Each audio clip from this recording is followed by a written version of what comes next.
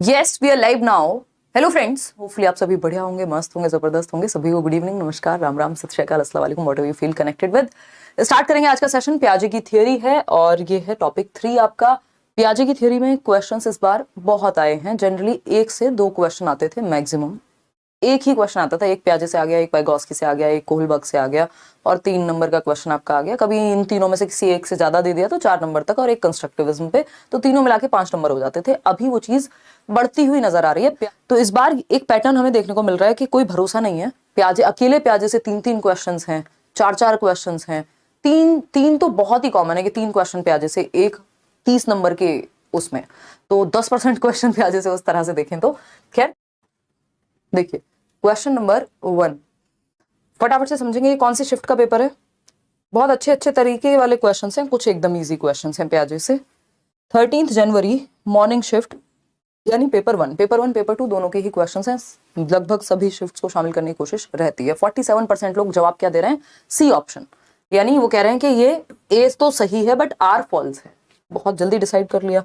देखते हैं कथन क्या है। A major criticism of Jean Piaget's theory is the consideration that children are active beings। भैया ऐसा कैसे हो सकता है कि बच्चे सक्रिय होते हैं। इस बात पे किसी को क्रिटिसाइज कर दें आप, इस बात पे किसी की आलोचना कर दें आप। प्याजे को क्रिटिसाइज किया गया है, हर व्यक्ति को किया जाता है। आप ईश्वर बन जाइए इस देश में, दुनिया में, तब भी आपको आपकी आलोचना होना संभव है। कोई ना कोई पॉइंट ढूंढ लेंगे लोग। लेकिन प्याजे की आलोचना इस बात पे नहीं है कि उन्होंने बच्चों को सक्रिय प्राणी कहा है, सक्रिय जीव कहा है, कि बच्चे एक्टिवली नॉलेज को कंस्ट्रक्ट करते हैं, ये कहा है। इस बात पे क्रिटिसिज्म नहीं हुआ प्याजे का। ये एक पॉजिटिव बात है कि बच्चे एक्टिवली दुनिया की समझ विकसित करते हैं, है ना। मेरे आसपास एक 8 महीने का बच्चा है, वो छोटा सा बच्चा भी, उसको फोन कहीं रखा हुआ दिख जाए, उसको कहीं की दिख जाए, उसको कुछ और दिख जाए, एक स्टेपलर दिख गया, तो वो कोशिश करता है पूरा खोजबीन करने की, हर चीज को लेकर के उत्सुक होते हैं बच्चे। एक्टिवली वहां तक पहुंचेंगे, खोलेंगे, तोड़ेंगे, फोड़ेंगे, जो भी वो कर सकते हैं। तो एक्टिवली नॉलेज को कंस्ट्रक्ट करते हैं बच्चे, ये बात प्याजे कहते हैं और ये बहुत ही पॉजिटिव बात है। ये कोई क्रिटिसिज्म या आलोचना या इसको नेगेटिवली नहीं लिया जा सकता। तो ये क्रिटिसिज्म प्याजे का नहीं है, ये बात सही है। लेकिन ये स्टेटमेंट फॉल्स है कि प्याजे को इस बात पर क्रिटिसाइज किया गया है। तो आपका आंसर एकदम खराब हो जाता है, ए सही नहीं है। देखिए पढ़िए तो सही कम से कम। इन्होंने कहा ये मेजर क्रिटिसिज्म है जीन प्याजे का की थियरी का, कि बच्चे जो हैं एक्टिव बीइंग्स होते हैं। ये क्रिटिसिज्म नहीं है। प्याजे कहते हैं कि बच्चे एक्टिव बीइंग्स होते हैं, बट ये अपने आप में क्रिटिसिज्म नहीं हो सकता। ठीक है जी।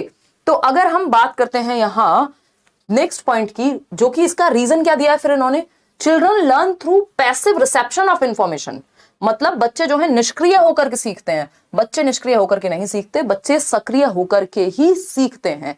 अगर ये बात सही होती कि प्याजे का क्रिटिसिज्म है कि बच्चे एक्टिव होकर सीखते हैं, इस बात पर क्रिटिसाइज किया गया उनको, तो फिर तो भैया आर भी सही हो जाता। अगर आप ये कहेंगे ए सही है तो फिर आर भी सही है, क्योंकि फिर आप एक्टिवली नहीं सीखते तो फिर तो पैसिवली ही सीखेंगे ना। तो ये दोनों ही बातें अपने आप में गलत हैं, ये दोनों स्टेटमेंट। तो both A and R are false. D option is the right answer over here. Clear है बात या कोई दिक्कत हो रही है इस बात को समझने में। डी का ऑप्शन ही नहीं आ रहा है, क्या किया था आपने। डी का ऑप्शन ही नहीं था, बहुत बढ़िया। Okay Ayushi, I will call you, don't worry. चलिए, तो डी ऑप्शन, मतलब दोनों ही कथन गलत है।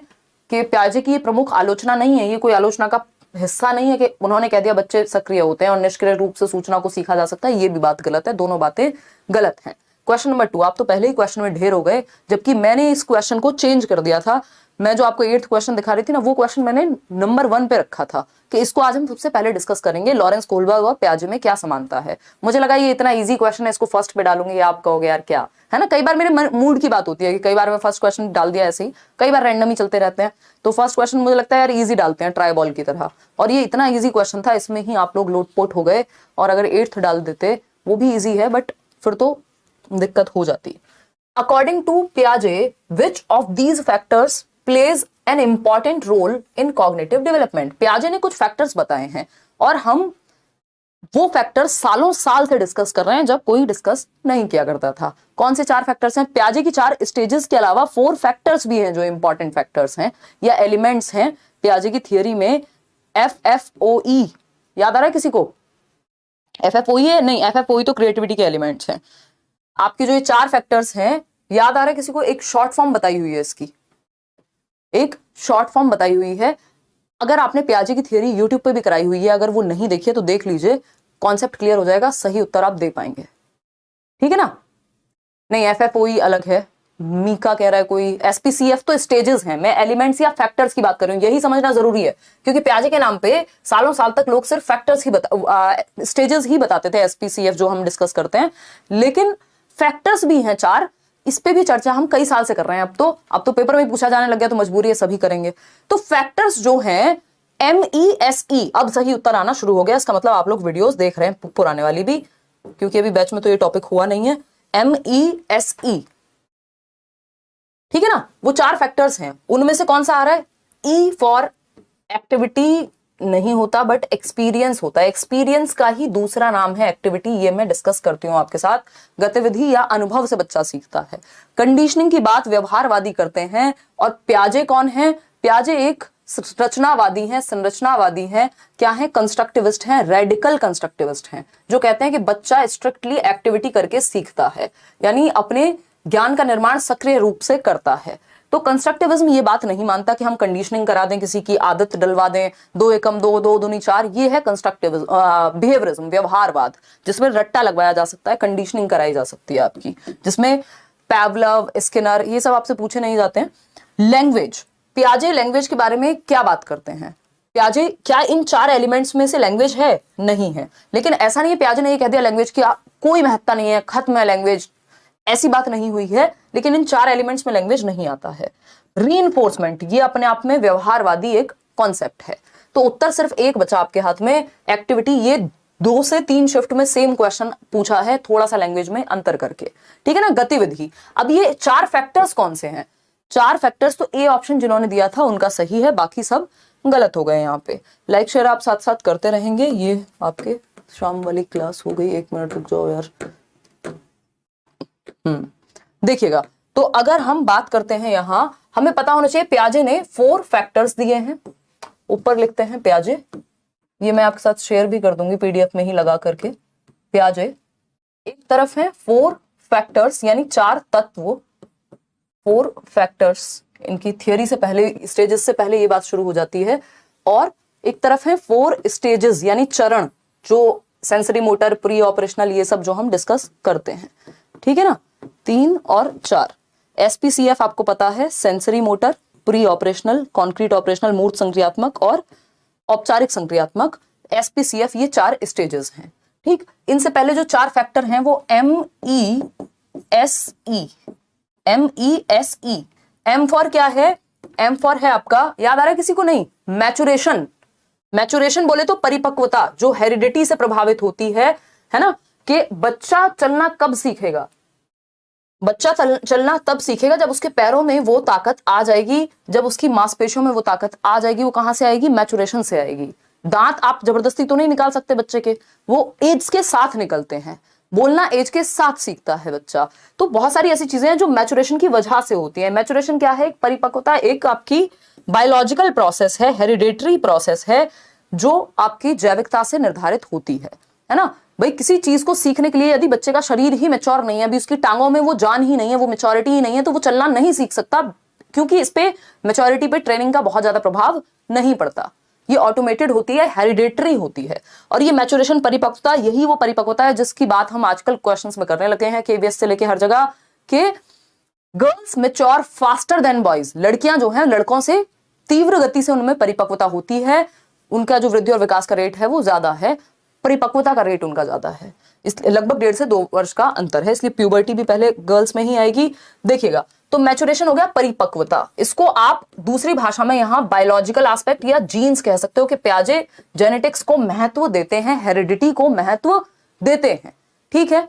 ई फॉर इक्विलिब्रेशन, इक्विलिब्रेशन या इक्विलिब्रियम भी आप लिख सकते हो, संतुलन। संतुलन वही है जो 2-3 दिन पहले क्वेश्चन किया था। एकोमोडेशन एंड एसिमुलेशन, मतलब अडेप्ट कर ले, वो पूरी जो प्रक्रिया है वो एसिमुलेशन में ही आती है, अडेप्टेशन और ऑर्गेनाइजेशन की। इसमें आते हैं अडेप्टेशन और ऑर्गेनाइजेशन, उस पर चर्चा करेंगे कभी। फिर आता है आपका सोशल एक्टिविटी या सोशल एक्सपीरियंस। तो ऐसा नहीं है पियाजे की कोई दुश्मनी है सोशल एक्सपीरियंस से, है ना, या सोशल इंटरेक्शन से, ठीक है? क्लियर है? सोशल इंटरेक्शन या सोशल एक्सपीरियंस। सोशल इंटरेक्शन में बच्चा अपनी क्या समझ बनाता है उस पर फोकस प्याजे का ज्यादा है, वहीं वाइगोस्की दूसरों से समझ करके हम क्या भरते हैं दिमाग में, कैसे इंटरेक्ट करते हैं, वो सारी चीजों पे बात करेंगे। फिर आता है आपका एक्सपीरियंस। एक्सपीरियंस बोले तो अनुभव। इसी अनुभव को एक्टिविटी के नाम से भी जाना जा सकता है, क्योंकि आप एक्टिविटी करके ही अनुभव लेंगे।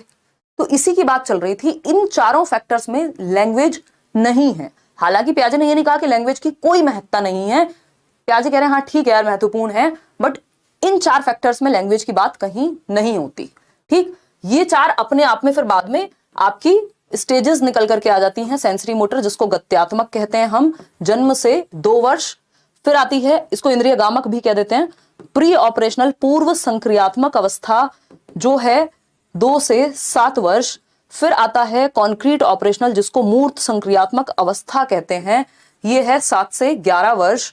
फिर हम आएंगे किस पे, फॉर्मल ऑपरेशनल, जो कि हाईएस्ट स्टेज है, औपचारिक संक्रियात्मक अवस्था, ये है 11 से 15, या फिर 11 एंड अबव भी आपको लिखा हुआ कई जगह पे मिल जाएगा।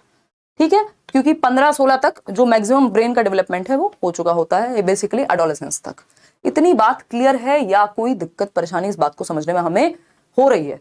हो रही हो तो बताओ, ठीक है ना। ये बेसिक सी बातें हैं। अब इक्विलिब्रियम जो ये हम यहां पढ़ रहे हैं, इसी का, क्योंकि हम इसको कई बार देखते नहीं है उस तरह से, अब इस इक्विलिब्रियम को 2 मिनट दे करके थोड़ा सा समझ लेते हैं, फिर आगे बढ़ेंगे। बहुत अच्छे अच्छे क्वेश्चंस आपके लिए हैं। इस इक्विलिब्रेशन की प्रोसेस में, जिसको संतुलन कहते हैं, जो हमने अपने दिमाग में रिकॉर्ड किया है और जो दुनिया में हम देख रहे हैं, यदि वो दोनों संतुलन में है तब तो हम इक्विलिब्रेशन की प्रोसेस में होते हैं, नहीं तो हम क्या हो जाते हैं, कंफ्यूज हो जाते हैं, डिसइक्विलिब्रियम में आ जाते हैं। तो इस इक्विलिब्रेशन में 2 चीजें आती हैं। एक है आपका अडेप्टेशन, कि आप दुनिया में अडेप्ट कैसे करेंगे।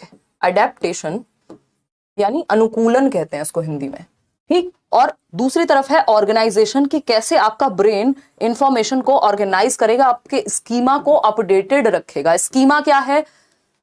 Mental representation of your world. आपके दिमाग में मानसिक चित्रण जो है दुनिया का, आपकी जो भी प्रीवियस नॉलेज है, पूर्व समझ है, पूर्व ज्ञान है, वो सब दिमाग में जो स्टोर्ड होगा जिस तरह से, उसी को हम स्कीमा कह रहे हैं। आप मुझे पहचान पा रहे हैं क्योंकि आपके स्कीमा में कहीं ना कहीं हिमांशु सिंह का कोई तो एक कॉन्सेप्ट एडेड है, ठीक है ना बात। आप ये पढ़ पा रहे हैं क्योंकि आपके स्कीमा में, स्कीमा किसके बारे में हो सकता है? ये एक व्यक्ति के बारे में हो सकता है, किसी इवेंट के बारे में हो सकता है, किसी अनुभव के बारे में हो सकता है, जगह के बारे में हो सकता है।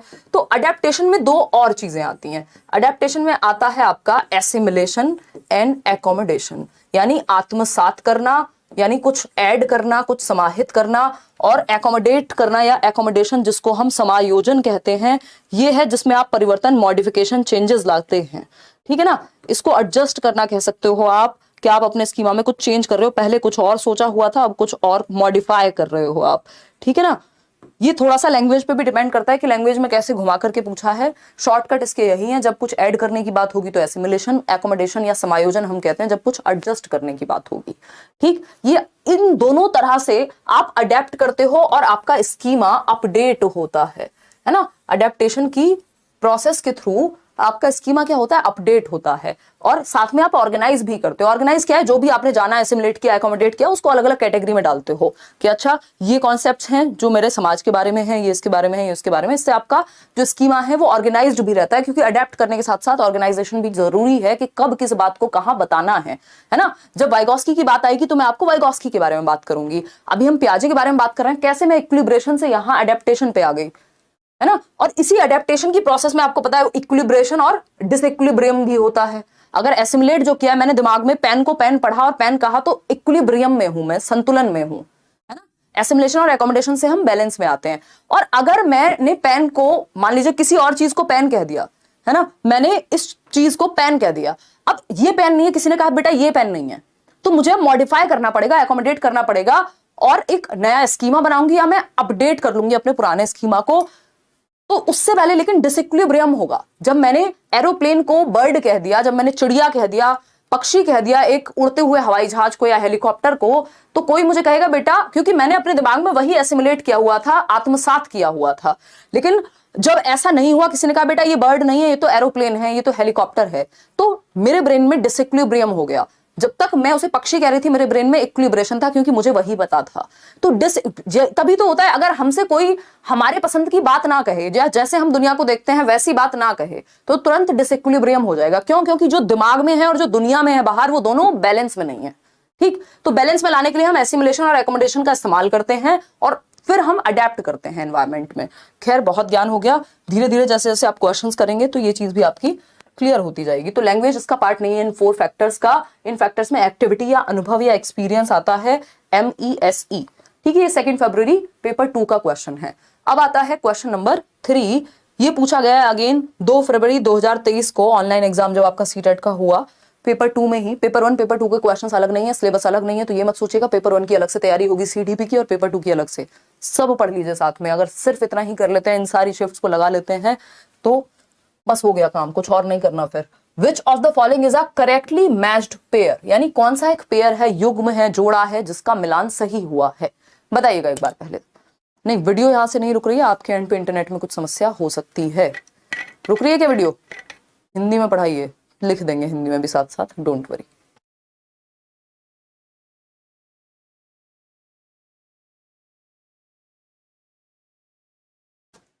देखिएगा एक बार यार, एक्सपीरियंस पहले आएगा, वो उससे फर्क नहीं पड़ता, इसमें कोई सीक्वेंसिंग की जरूरत होती नहीं है। आपसे कभी भी क्वेश्चन पूछेगा तो ये चारों आपके दिमाग में होने चाहिए कि कौन सा फैक्टर में है, कौन सा नहीं है। ऑफ कोर्स आप अनुभव करते हैं तभी चीजें होती हैं। देखिएगा, डी ऑप्शन कह रहे हैं 62% लोग। देखते हैं, पहला ऑप्शन है sensory motor period. Sensory motor period में application of logic to concrete problems. Sensory motor या संवेदी गामक या इंद्रिय गामक होता है जन्म से 2 वर्ष। जन्म से 2 वर्ष का बच्चा, ये कह रहे हैं कि लॉजिक आ गया बच्चे में, तर्क आ गया, सारी दुनिया को समझ गया, बस अब तो प्राइम मिनिस्टर बनना ही बाकी है। तो क्या ऐसा होता है जन्म से 2 वर्ष के बच्चे में मूर्त समस्याओं पर तर्क आ जाएगा, है ना? तर्क आ जाएगा, लॉजिक आ जाएगा, जो चीजें वो देख सकता है, जिनको टच फील कर सकता है। मूर्त उसी को कहते हैं ना, कॉन्क्रीट, जिसको टच और फील किया जा सके। भैया, जिन चीजों को वो टच और फील करता है उसका लॉजिक छोड़ो। अभी तो उसे ये भी नहीं पता कि जिस चीज को मैं टच करने जा रहा हूं वो गर्म होगी, ठंडी होगी, करंट लगेगा, क्या होगा, जन्म से 2 वर्ष में। अभी तो वो अपने सेंसेस के थ्रू एक्सप्लोर करने की कोशिश कर रहा है, अपनी बॉडी और अपने सेंसेस के थ्रू। तो यहाँ कोई लॉजिक वॉजिक नहीं आता, ये हवाई बातें हैं। तो ये तो हो गया गलत। बी ऑप्शन है प्री ऑपरेशनल स्टेज, 2 से 7 वर्ष पूर्व संक्रियात्मक अवस्था। इसमें रिवर्सिबिलिटी एंड डिसेंट्रेशन आ जाता है। प्रतिवर्ती सोच, यानी वो रिवर्स कर सकता है, 1 से 100, 100 से काउंटिंग 1 की आराम से कर सकता है। घर से स्कूल, स्कूल से घर जाने का रास्ता उसको याद रहता है। कंफ्यूज हो जाते हैं बहुत सारे बच्चे इसमें भी। इस स्टेज के अंत तक आते आते कुछ केसेस में ऐसा हो सकता है, अदरवाइज ये रिवर्सिबिलिटी इसका गुण नहीं है। 7 से 11 वर्ष में आती है रिवर्सिबिलिटी। ठीक है, ये प्याजे का कुछ हद तक क्रिटिसिज्म हो सकता है कि कुछ बच्चे रिवर्स करना सीख जाएं 7 साल से पहले पहले ही, लेकिन वो अच्छे अनुभव या अच्छे एक्सपीरियंस, अच्छी ट्रेनिंग का नतीजा हो सकता है। हमेशा ऐसा होगा ये जरूरी नहीं है। ठीक है, कॉन्क्रीट ऑपरेशनल 7 से 11 वर्ष, यानी मूर्त संक्रियात्मक अवस्था। ऑब्जेक्ट परमानेंस आ जाता है और एनिमिस्टिक थिंकिंग। एनिमिस्टिक थिंकिंग होती है जीववादी सोच कि अगर इस टेबल से मुझे चोट लग जाए तो क्या होगा, इस टेबल को 2 थप्पड़ लगा दो, मैं खुश हो जाऊंगी, अरे टेबल ने मेरे बच्चे को चोट लगाई।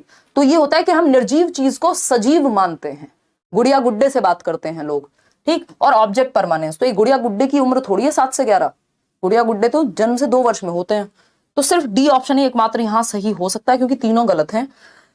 फॉर्मल ऑपरेशनल 11 से 15 की जब हम बात कर रहे हैं तो एब्स्ट्रैक्ट थिंकिंग, अमूर्त चिंतन, जो चीजें आपके सामने भी नहीं है।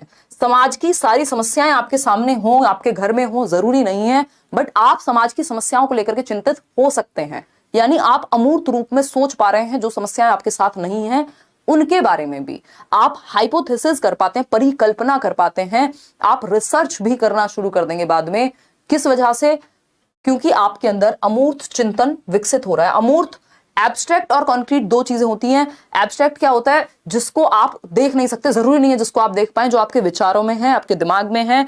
कॉन्क्रीट वो जिसको आप टच और फील कर सकते हैं। जैसे ये जो बॉटल है ये आपके लिए कॉन्क्रीट हो सकती है। ठीक है, अगर मेरे सामने ये 20 रुपए का नोट है तो ये मेरे लिए कॉन्क्रीट हो गया, लेकिन इस डेबिट कार्ड में क्या अमाउंट है, क्या नंबर्स हैं, वो क्या है, एब्स्ट्रैक्ट हो गए। ठीक है ना, एब्स्ट्रैक्ट हो गए। क्लियर है बात? कोई दिक्कत परेशानी नहीं होनी चाहिए। ठीक, अमूर्त हो गए। ठीक, 2+2 जब मैं जोड़ करके दिखाऊं आपको सामने और बोल दूं, तो जब आप दिमाग में कैलकुलेट कर रहे हैं तो एब्स्ट्रैक्ट हो गया। जब आप 2+2 लिख करके कैलकुलेट कर रहे हैं, या 3 पेन प्लस 1 पेन 4 हो गए, तो ये कॉन्क्रीट हो गया। ठीक है ना। चलिए खैर क्वेश्चन नंबर 4 पे चलते हैं। सभी ने सही जवाब दिया ज्यादातर। क्वेश्चन नंबर 4 देखिएगा और जवाब दीजिएगा। ये है 11 जनवरी 2023 का पेपर 2 का question. The ability to form and use symbols. ये क्वेश्चन आता ही है, हर बार आता है, बस पूछने के तरीके बदल जाते हैं, है ना। कुछ मुश्किल क्वेश्चंस भी हैं जो कल के सेशन में प्याजे के मैं ऐड कराऊंगी। आज भी आप कुछ क्वेश्चंस में फंस सकते हैं, बट ये कंपैरेटिवली इजी आपको लग सकते हैं। जिन्होंने बहुत अच्छे से प्याजे पढ़ा है, कल ज्यादा फंसते हुए नजर आएंगे आप लोग। बताइएगा। 48% लोग बी कह रहे हैं। ठीक है। The ability to form and use symbols is a major accomplishment of dash. प्रतीकों के निर्माण एवं उपयोग करने की क्षमता डैश की एक प्रमुख उपलब्धि है। यानी आप प्रतीक बना रहे हैं अलग अलग चीजों के लिए, है ना।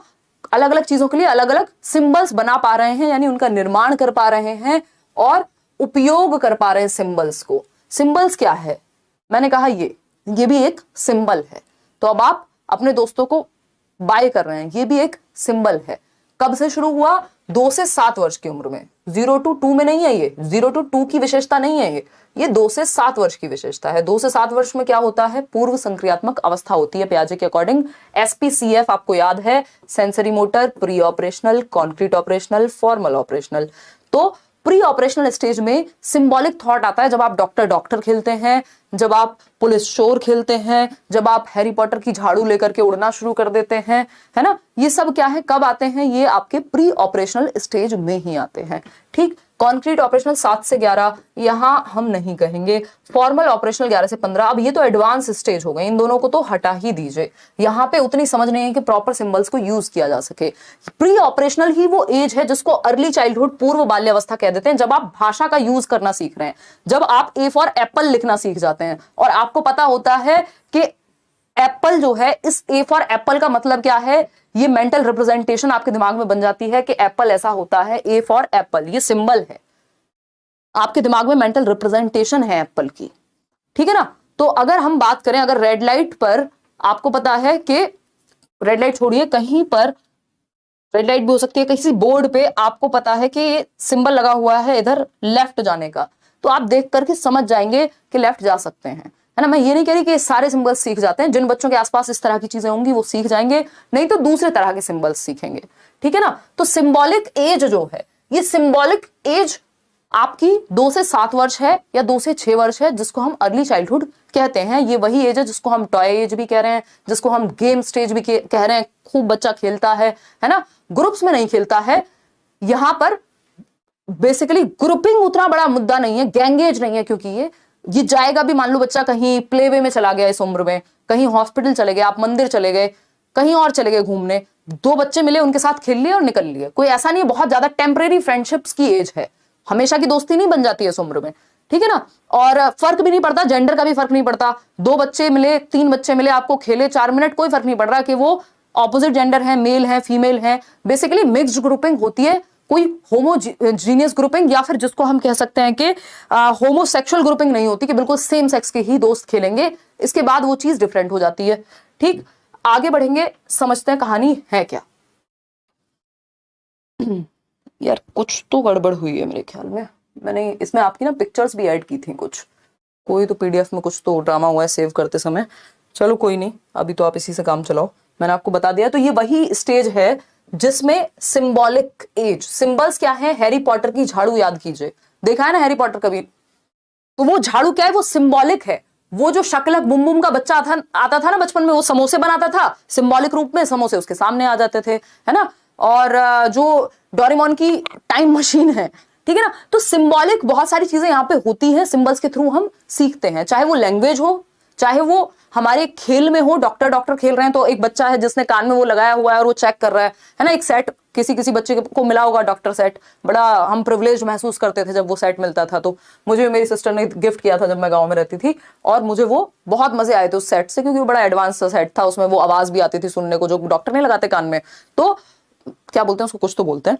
तो ये सब क्या है, सिंबल्स हैं कि एक डॉक्टर बना हुआ है, एक मरीज बना हुआ है बच्चा, है ना, अच्छा मैं तुमको अभी ठीक कर दूंगी। बच्चे छोटे छोटे बर्तन लेके खेलते हैं, है ना, किचन सेट वगैरह भी इस उम्र में हम यूज करते हैं।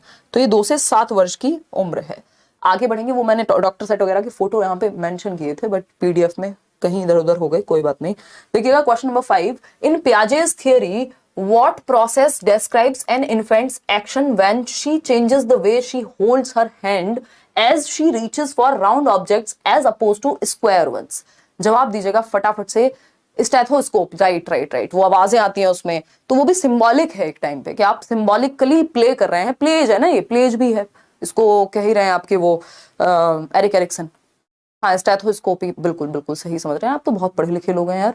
देखिएगा एक बार देखिएगा एक बार question number 5, in Piaget's theory what process describes an infant's action. देखिए पहले तो यहाँ लिखा हुआ है, कई बार आपको क्वेश्चन में ही हिंट मिल जाएगा कि किस उम्र की बात हो रही है। अगर उम्र पूछ ले तो आप कई बार वहां से भी समझ सकते हैं, हालांकि क्वेश्चन कुछ और पूछा है यहाँ। पियाजे की थियरी में या पियाजे के सिद्धांत के अनुसार कौन सी प्रक्रिया है जो एक शिशु की क्रिया का वर्णन करती है? Infant action. इन्फेंट कब तक होगा? जन्म से 2 वर्ष के बीच में ही होगा इन्फेंट, ठीक है ना। अब क्या हो रहा है, बच्चा जो है she holds her hand as she reaches for round objects, मतलब अब बच्चे को पता लग गया जब वो गोल ऑब्जेक्ट्स को पकड़ती है तो एक तरह से हाथ की प्रतिक्रिया होती है उसकी, और जब वो स्क्वायर शेप के प्रोडक्ट्स को पकड़ती है तो वो एक तरह से होल्ड करना सीख गई है। यानी राउंड ऑब्जेक्ट्स को और स्क्वायर शेप के रेक्टेंगुलर ऑब्जेक्ट्स को पकड़ने का तरीका, वो अपने हाथ को अडेप्ट करना सीख लिया है उसने, क्योंकि पहले वो ज्यादातर गोल चीजें पकड़ती थी, अब वो स्क्वायर शेप की चीजें भी पकड़ पा रही है। दैट मींस एकोमोडेट किया है, एडजस्ट किया है। अभी बताया था ना थोड़ी देर पहले, जब आप अपने पुराने तरीके को एडजस्ट करते हैं, जब आप पुराने तरीके को मॉडिफाई करते हैं, तो ये सब किस में आता है? ये आता है एकोमोडेशन में। जब आप कुछ ऐड कर रहे हैं सिंपली, तो वो आता है जब उसने गोल वाला पकड़ रही होगी बार बार, और गोल पकड़ना उसको आता है कोई राउंड ऑब्जेक्ट, तो वो एसिमुलेशन का उदाहरण था। अब उसने गोल से क्या सीखा है? स्क्वायर शेप को पकड़ना, यानी उसने अडेप्ट किया है, एडजस्ट किया है, एकोमोडेट किया है, समायोजन किया है। जब पुराने में कुछ परिवर्तन, मॉडिफिकेशन, एडजस्टमेंट होती है तब वो एकोमोडेशन कहलाता है। कंडीशनिंग का पियाजे से दूर दूर का नाता नहीं है। स्कीमा ये कहेंगे नहीं, क्यों? क्योंकि स्कीमा तो अपडेट हो रहा है ना इस प्रोसेस में। स्कीमा की डेफिनेशन होती है मेंटल रिप्रेजेंटेशन या प्रीवियस नॉलेज या मेंटल स्ट्रक्चर्स को स्कीमा कहते हैं, जबकि यहां बात हो रही है जो मेंटल स्ट्रक्चर है उसका, उसको मॉडिफाई किया है उसने, तब क्या कहेंगे?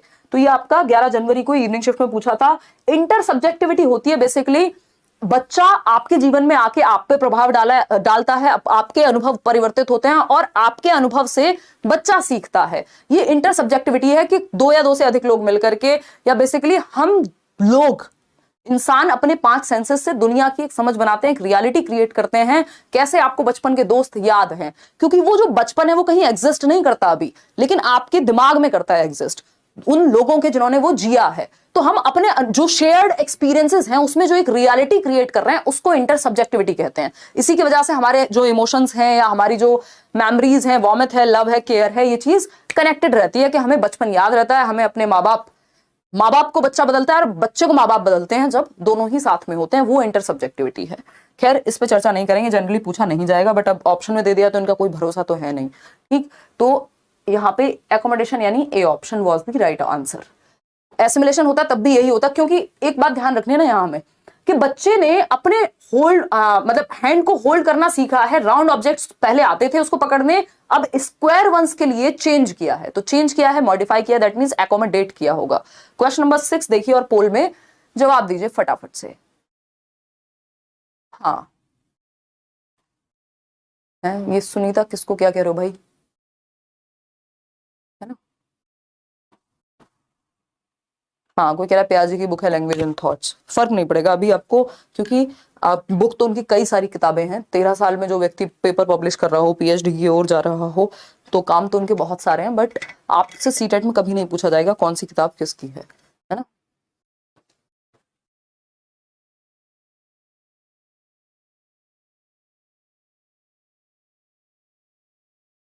देखिएगा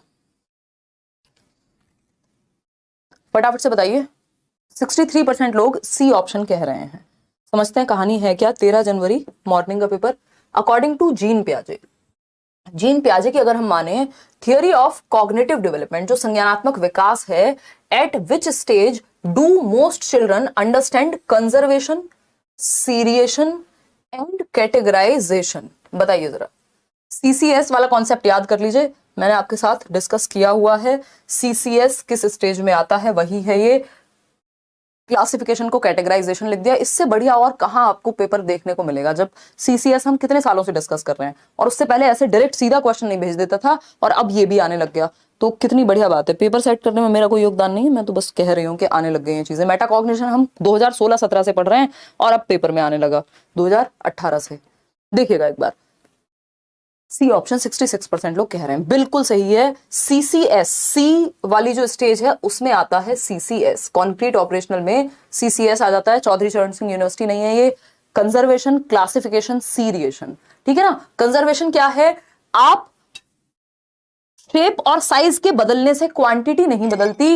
ये 200 ml पानी में इस मग में डालूं, इस बॉटल में डालूं, 200 ml ही रहेगा। इसकी शेप अलग है, इसका कलर अलग है, इसका साइज अलग है, दैट डजंट मीन कि इसका क्वांटिटी बदल जाएगी इन दोनों की अलग शेप और साइज होने पे। ये है कंजर्वेशन कि कुछ चीजें सेम रहती हैं, वॉल्यूम सेम रहता है शेप और साइज के बदलने से। अगर आप शेप बदल रहे हैं तो शेप चेंज कर दी आपने, साइज चेंज कर दिया, बॉटल की जगह आपने मग में डाल दिया, लेकिन क्या वॉल्यूम चेंज हो जाएगा, क्या अमाउंट चेंज हो जाएगी? जी नहीं, वॉल्यूम सेम ही रहेगा। जब बच्चा ये बात समझने लग जाए उसी को कंजर्वेशन कहते हैं। संरक्षण का गुण आ गया। मतलब कब आता है ये? मूर्त संक्रियात्मक अवस्था 7 से 11 वर्ष की उम्र में। तो कंजर्वेशन समझ आ गया। फिर आता है क्लासिफिकेशन, यानी वर्गीकरण, जिसको कैटेगराइजेशन भी कह सकते हैं, इसको ये ऑर्गेनाइजेशन भी लिख सकते थे। वर्गीकरण क्या है? मैं ब्लैक कलर के ऑब्जेक्ट्स को एक तरफ रखूं, मैं व्हाइट कलर के ऑब्जेक्ट्स को एक तरफ रखूं, मैं स्क्वायर शेप के ऑब्जेक्ट्स को एक तरफ रखूं, यानी जो एक जैसी कैटेगरी के चीजें हैं उनको एक कैटेगरी में रखना, वो क्लासिफिकेशन या कैटेगराइजेशन या वर्गीकरण कहलाएगा। सीरिएशन होता है छोटे से बड़े की सीरीज में लगाना, बड़े से छोटे की सीरीज में लगाना। ये भी गुण किसका है? कॉन्क्रीट ऑपरेशनल का ही है एक्चुअल में देखा जाए तो क्लियर बात, सीसीएस सी से ही जुड़ा हुआ है। कॉन्क्रीट ऑपरेशनल में ये तीनों गुण आते हैं और इसी में रिवर्सिबिलिटी भी आ जाती है, क्योंकि कंजर्वेशन अगर आ गया तो ऑफ कोर्स रिवर्सिबिलिटी भी आ जाएगी। क्वेश्चन नंबर देखिए 7 क्या कहता है? रीमा के बारे में पूछा है। रीमा क्या कह रही है? फटाफट से पोल में जवाब दीजिए 10 सेकंड के अंदर, फिर हम आगे बढ़ेंगे, है ना। थोड़ा सा हम लेट हो रहे हैं आज, बट मोटिवेशन को अपनी बना के रखना है और पेशेंस के साथ पढ़ना है। समय है अभी भी। अगर आप सीटेट की तैयारी शुरू कर रहे हैं, आप आराम से पेपर को निकाल सकते हैं बेझिझक हो करके, ठीक है। ये कई लोगों को अभी भी डाउट है, वो लोग पूछते रहते हैं, तो बिल्कुल आप निकाल सकते हैं। 11,300 के करीब लोग देख रहे हैं, 7,700 लोगों ने लाइक किया है। ये बिल्कुल अनफेयर है, लाइक शेयर बराबर करना होता है। ये फोन मैंने क्यों उठाया था मैं भूल गई हूँ, बस आप लोगों की चैट देखने के लिए ही उठाया था शायद। चलिएगा, खैर 35 मिनट हो गए हमको, हम अभी 7वें सवाल पे ही पहुंचे हैं। कोई बात नहीं, शुरुआत में थोड़ी डिटेल्स जरूरी हैं, फिर कॉन्सेप्ट बन जाएगा तो स्पीड पकड़ लेंगे। 13 जनवरी मॉर्निंग शिफ्ट का पेपर 2023 का अभी।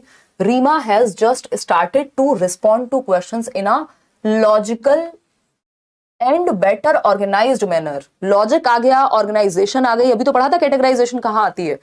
While specifying the logic behind her responses, अब वो तर्क दे पाती है, लॉजिक बता पाती है, एक्सप्लेन कर पाती है, रीजन क्या है किसी चीज के पीछे। As per Jean Piaget's theory of cognitive development, she has entered into what stage? किस तरह की स्टेज में वो एंटर कर चुकी है? हमें पता है जब बच्चा ऑर्गेनाइज करना सीख जाए, जब बच्चा स्पेसिफाई या लॉजिकली बात, तर्क आ जाए उसके अंदर।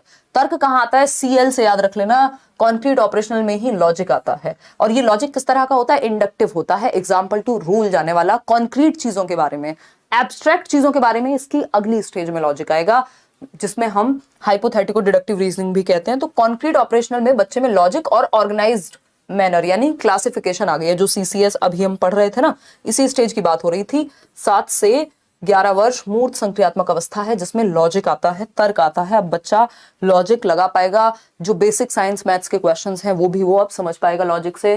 क्वेश्चन नंबर 8 देखिएगा, क्या है कहानी। क्वेश्चन नंबर 8 क्या कहता है? फटाफट से जवाब देंगे, कॉमेंट करेंगे नहीं, पोल में जवाब देंगे आप। देखिएगा, क्वेश्चन नंबर 8 है, which of the following statements is correct for theories given by Jean पियाजे एंड लॉरेंस कोलबर्ग। ये अच्छा क्वेश्चन है, इसको मैं आज फर्स्ट पे लगाने वाली थी, बट जो फर्स्ट क्वेश्चन लगाया उसी में आप ढेर हो गए। फिर मैंने सोचा अच्छा किया, है ना। ये पीडीएफ कुछ गड़बड़ हो गई, जो भी मैंने इसमें एडिटिंग की थी वो सब धुल गई। 2 फरवरी 2023 यही रह गया बस। बताइएगा, 2 फरवरी 2023 का क्वेश्चन है पेपर 2 का कि जीन पियाजे और लॉरेंस कोहलबर्ग द्वारा प्रतिपादित सिद्धांतों के बारे में कौन सा कथन सही है। यानी पियाजे और कोहलबर्ग में आज से पहले कभी नहीं पूछा, पियाजे और कोहलबर्ग को एक साथ जोड़ करके बस मॉरल डेवलपमेंट की थियरी के विषय में तो पूछा है। इसमें आप लोग कंफ्यूज हो रहे हैं पूरी तरह से। तो पियाजे और लॉरेंस कोहलबर्ग ने मॉरल डेवलपमेंट नैतिक विकास का सिद्धांत दिया है, जिससे एक क्वेश्चन मिनिमम आता है। पियाजे ने कॉग्निटिव डेवलपमेंट की थियरी दी है ना। अब अगर हम बात करें, ये कॉग्निटिव डेवलपमेंट की थियरी के बेस पे ही इन्होंने एक थियरी बनाई थी मॉरल डेवलपमेंट की, जो पूरी नहीं हो पाई थी पियाजे की, और उस थियरी से इंस्पायर होकर के या इस कॉग्निटिव डेवलपमेंट से भी इंस्पायर होकर के लॉरेंस कोहलबर्ग ने अपनी थियरी दी है। दैट मींस ये कॉग्निटिव डेवलपमेंट पे बेस्ड थियरी है जो उनकी थियरी है। एक और चीज यहां पे है, कॉग्निटिव डेवलपमेंट में पियाजे ने 4 स्टेजेस दी हैं, मॉरल डेवलपमेंट में कोहलबर्ग ने 6 स्टेजेस दी हैं। यानी दोनों थियरीज ही स्टेज थियरीज हैं, ये बात हमें पता है। ये इनमें हो गई similarity. Both have given theories of cognitive development among adults. भैया दोनों ने कॉग्निटिव डेवलपमेंट की थियरी नहीं दी है। अभी थोड़ी देर पहले 33% लोग इसे सही बता रहे थे। भाई इनकी थियरी मॉरल डेवलपमेंट की है, पियाजे की कॉग्निटिव डेवलपमेंट की है। पियाजे की थियरी से इंस्पायर्ड है का मतलब ये नहीं हो गया कि उन्होंने थियरी कॉग्निटिव डेवलपमेंट की दी है। पियाजे की मॉरल डेवलपमेंट की थियरी से इंस्पायर्ड है और पियाजे की मॉरल डेवलपमेंट की थियरी कॉग्निटिव थियरी से इंस्पायर्ड है।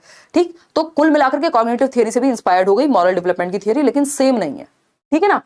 Both theories have 8 patterns of development. कुछ भी है। रात को सोए, सुबह मन किया, पियाजे ने 8 स्टेज दी थी, 4 नहीं दी थी, तो आज से 8 हो गई। ये तो हवा में तीर चलाने वाली बात हो गई। सी ऑप्शन है, both theories are limited to the middle childhood period of development. भैया मिडल चाइल्डहुड क्या, 6 से 8 के बीच में वैसे मिडिल चाइल्डहुड कहते हैं, बट कई जगह पे आपको ऑप्शन में जो लेटर चाइल्डहुड वाली एज है वही लगभग एज, क्योंकि मिडिल चाइल्डहुड में से लेटर चाइल्डहुड उत्तर बाल्यावस्था में से ही 6 से 12 वर्ष में से ही तोड़ के इन्होंने मिडिल चाइल्डहुड बनाया हुआ है। तो कई बार मिडिल चाइल्डहुड लिखा हो तो समझ जाना वही 6 से 11, 6 से 8, 7 से 10 के बारे में ही बात हो रही होगी। तो क्या दोनों ने सिर्फ 11-12 साल तक के बच्चे के लिए थियरी दी है?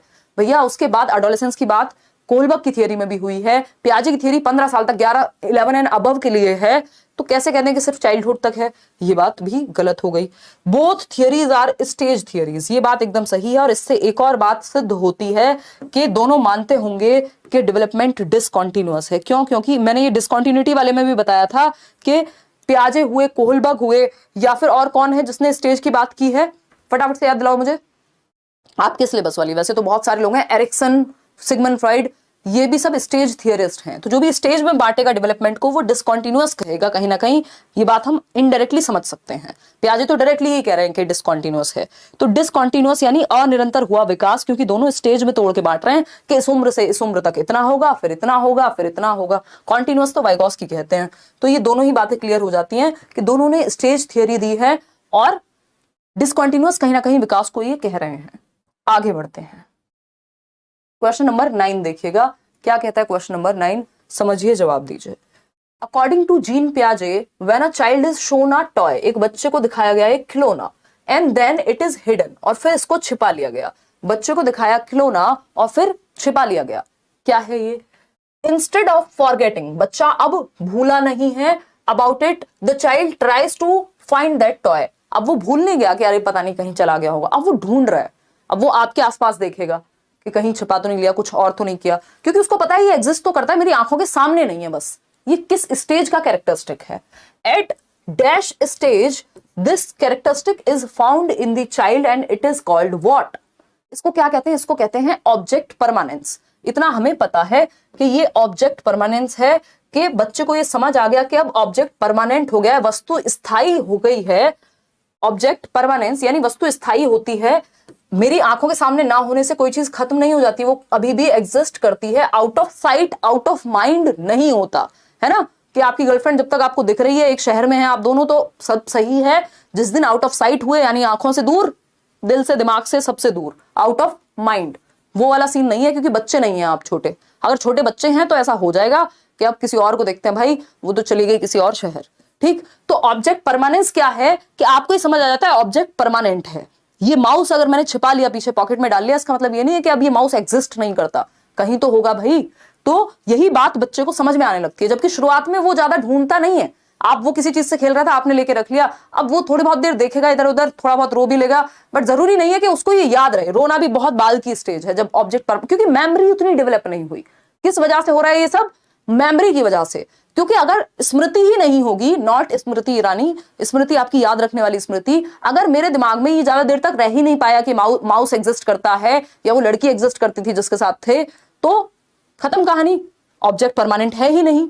लेकिन जब मेमोरी ठीक होगी तो ये चीज भी परमानेंट हो जाएगी। ठीक, तो ये ऑब्जेक्ट परमानेंस है जो मेमोरी के डेवलप होने की वजह से आता है। ठीक, ये बात तो सही है। तो ऑब्जेक्ट परमानेंस कहां कहां लिखा हुआ है देखना जरा। यहाँ रिवर्सिबल थिंकिंग मेंटल ऑपरेशन है, तो ये तो अपने आप में गलत हो गया, कॉन्क्रीट में थोड़ी आएगा ये। ईगो सेंट्रिज्म में ये है नहीं, तो सिर्फ दो ही ऑप्शन में से कोई एक ठीक हो सकता है। आप पेपर में एलिमिनेट कर सकते हैं, जरूरी नहीं है सब पे टाइम वेस्ट करना है सारे ऑप्शंस पे। क्वेश्चन पूरा पढ़ो लेकिन ऑप्शंस फटाफट से एलिमिनेट करो अगर काम के ना हो तो। प्री ऑपरेशनल ऑब्जेक्ट परमानेंस, यानी क्या ये प्री ऑपरेशनल स्टेज है? प्री ऑपरेशनल होती है 2 से 7 वर्ष, और सेंसरी मोटर होती है 0 to 2। अब ये बात हमने डिस्कस की है कि ऑब्जेक्ट परमानेंस की जो एज है, ऑब्जेक्ट परमानेंस के बारे में 2 क्वेश्चंस पूछे जाते हैं कि ये किस स्टेज में होता है और किस स्टेज में नहीं होता है।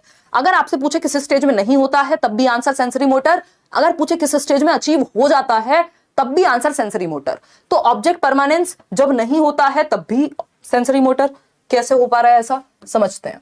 भाई ऑब्जेक्ट परमानेंस की बात कर रहे हैं ना हम, यानी ऑब्जेक्ट परमानेंस मतलब वस्तु स्थायी होती है, चाहे हमारी आंखों के सामने हो या ना हो, but out of mind out of site नहीं होती, एग्जिस्ट करती है उसके बावजूद भी। तो वस्तु स्थायित्व की जब हम बात कर रहे हैं यहां, वस्तु स्थायित्व, ठीक है, किस स्टेज में ये एब्सेंट होता है, यानी नहीं होता या अचीव नहीं हो पाता, तब भी आंसर क्या है आपका सेंसरी मोटर स्टेज। प्याजे की जन्म से 2 वर्ष, जन्म से 2 वर्ष में ही, शुरुआत के जो 7-8 महीने हैं बच्चे के, या शुरुआत का जो लगभग 9 महीने का टाइम है, उस टाइम पे उसको ज्यादा याद नहीं रहता कि कहां गया वो ऑब्जेक्ट जिससे मैं खेल रहा था।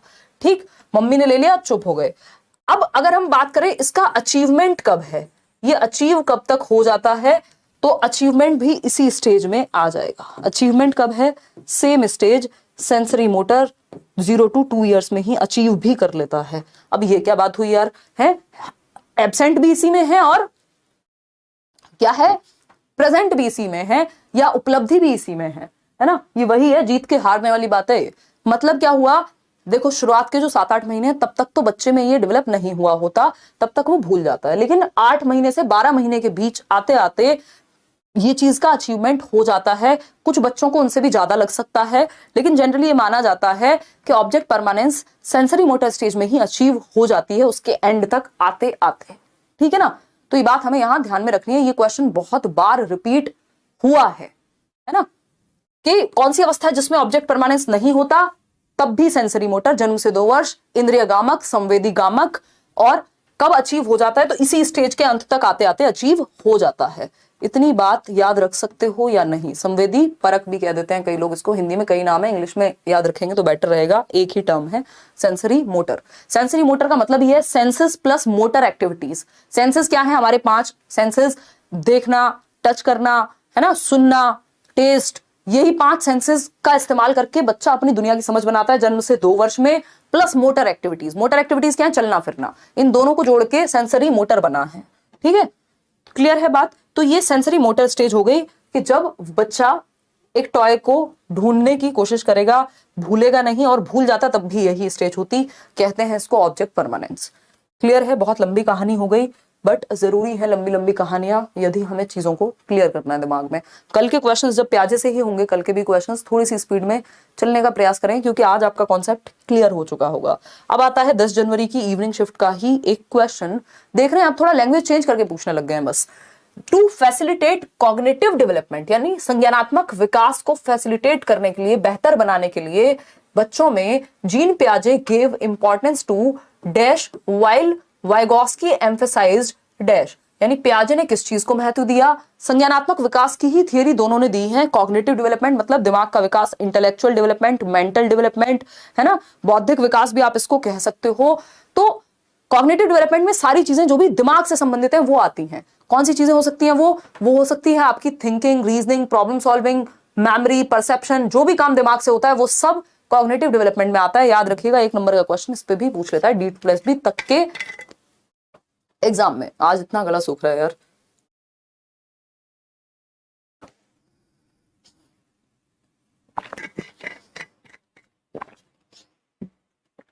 चलें आगे बढ़े, देखिएगा फटाफट से। 80% लोग ए ऑप्शन कह रहे हैं, इसका मतलब समझ ही गए हैं अब आप। बहुत बढ़िया। देखिएगा, अभी हमने बात की थी, कह रहे हैं प्याजे गेव इंपॉर्टेंस। प्याजे ने किस चीज को इंपॉर्टेंस दी? रिवॉर्ड्स को। नहीं, ये तो बिहेवियरिस्ट लोग देते हैं ना। तो प्याजे पनिशमेंट और रिवॉर्ड की बात करते हैं ना वाइगॉस्की करते हैं। तो ये दोनों ही, क्योंकि कंस्ट्रक्टिविस्ट लोग हैं, रचनावादी लोग हैं। रचनावाद क्या है? एक स्कूल ऑफ थॉट है जिसको दोनों मानते हैं। वाइगॉस्की सोशियो कंस्ट्रक्टिविस्ट हैं, प्याजे रेडिकल हैं, उसको भी अभी समझेंगे। देखिए, हमें पता है 4 फैक्टर्स में लैंग्वेज नहीं थी। तो जीन प्याजे गेव इंपॉर्टेंस टू एक्टिविटी, यानी उन्होंने क्रियात्मक होने को बच्चे के महत्व दिया है, वाइल वाइगॉस्की ने लैंग्वेज को महत्व दिया है। अब ऐसा नहीं है प्याजे की दुश्मनी है लैंग्वेज से, लेकिन वाइगॉस्की के कंपैरिजन में महत्व उतना नहीं दिया है, क्योंकि आपको पता है वाइगॉस्की तो 3 फंडे कहते हैं सिंपल, SCL, सोसाइटी, कल्चर और लैंग्वेज, यानी समाज, संस्कृति और भाषा। ये 3 टूल्स हैं जिससे बच्चे का संज्ञानात्मक विकास होता है। क्लियर है बात? कोई दिक्कत, कोई परेशानी है ना? पता भी नहीं चलता कि वो विजिबल है या नहीं। ऐसे में मेरे डाउट्स कैसे क्लियर होंगे? काजल की समस्या बिल्कुल जायज है। काजल, इस पे चर्चा हम कल ही करेंगे इस सेशन में।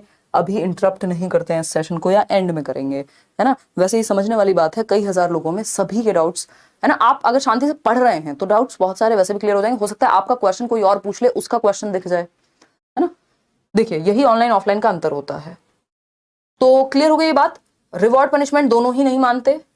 एक्टिविटी और लैंग्वेज में आपको कंफ्यूज इसलिए नहीं होना, क्योंकि अगर आपने प्याजे में लैंग्वेज लिख दिया तो वाइगॉस्की में एक्टिविटी लिखेंगे, जबकि प्याजे एक्टिविटी पे ज्यादा जोर देते हैं। इसीलिए इस एक्टिविटी पे ज्यादा जोर देने की वजह से इनको रेडिकल कंस्ट्रक्टिविस्ट कह रहे हैं। रेडिकल का मतलब क्या है? ये कंस्ट्रक्शन ऑफ नॉलेज बच्चा इंडिपेंडेंटली करेगा, इस बात पे बेहद जोर देते हैं। कौन? प्याजे। इसीलिए रेडिकल कंस्ट्रक्टिविस्ट हैं। वाइगॉस्की सबसे ज्यादा जोर समाज में एक्टिविटी, समाज में इंटरेक्ट करके बच्चा ज्ञान को सीखेगा, और समाज में इंटरेक्ट बिना भाषा के संभव नहीं है। ठीक है, तो ये एक बेसिक बात हो गई। आंसर इसका आपने एकदम सही दिया। उत्तर है इसका ए, के जीन प्याजे एक्टिविटी को और वाइगॉस्की लैंग्वेज को। अभी